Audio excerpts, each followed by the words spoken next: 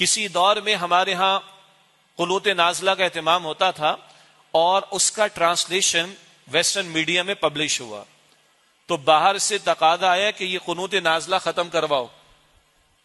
ان کو بھی ڈر ہے کہ مسلمانوں کی دعائیں قبول ہو گئی تو ہمارا بیڑا غرق نہ ہو جائے، اتنا ڈر تو شاید ہے ان کو. اور محکمہ اوقاف کی مساجد میں ایک دور گزرا کہ قنوت، محکمہ اوقاف کی مساجد گورنمنٹ کے انڈر میں ہوتی ہیں اصل میں، تو ایک دور گزرا کہ قنوت نازلہ کا اہتمام کرنے سے منع کر دیا گیا. کبھی سعودی عرب میں یہ جو یہود غاصبین ظالمین کے لیے دعائیں ہوتی بلکہ بد دعائیں ہوتی تھیں حرمین شریفین میں، اس کو بھی روکا گیا.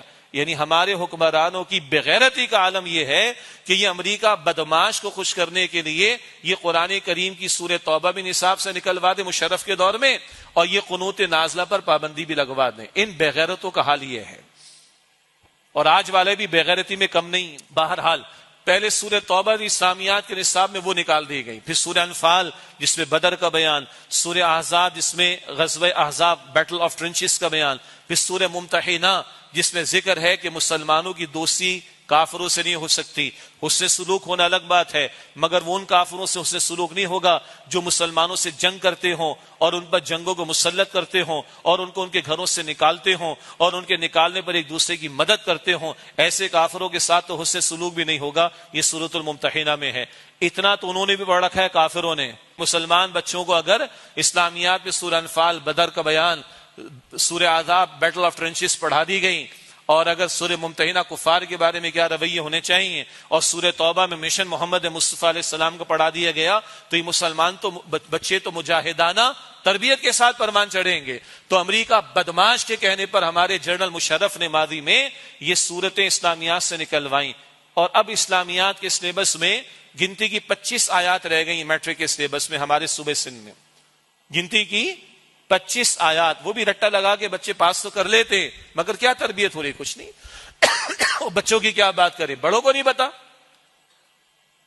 2% لوگ نہیں ہمارے معاشرے میں جنہوں نے آج تک قرآن پاک ترجمے کے ساتھ مکمل زندگی میں ایک مرتبہ پڑھا ہو، اور ایک مرتبہ کافی نہیں.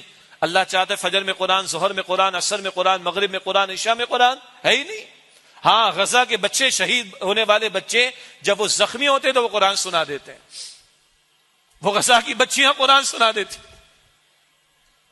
وہ جن کے ٹانگوں کے آپریشن ہو رہے ہیں، جن کے شاید آکسیجن اویلیبل نہیں، انیستھیزیا پاسبل نہیں، وہ قرآن کی تلاوت کرتے ان کا آپریشن ہو رہا ہوتا ہے. وہ ہمیں غیرت دلا رہے ہیں.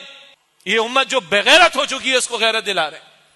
قرآن اٹھاتا ہے بندے کو، قرآن ایمان کی دولت دیتا ہے، قرآن کھڑا کرتا ہے بندے کو. مگر آج تو امت سو رہی، بغیرت بنی ہوئی امت آج. عظیم اکثریت اس کی، عظیم اکثریت. اور وہ بچے اور بچیاں قرآن ہمیں اٹھا کر دکھا رہے ہیں یا قرآن کی تلاوت کر کے سنا رہے ہیں. بم برس رہے ہیں اس کے درمیان قرآن کی تلاوت کر کے دکھا رہے ہیں. وہ غیرت دلانے کی کوشش کر رہے ہیں. اچھا تبصرہ کیا کسی خاتون نے سینٹ کے اندر کہ ہم نے فاتحہ پڑھ لی اپنے مسلمان بچوں کے لیے، بچیوں کے لیے، عورتوں کے لیے، بوڑھوں کے لیے.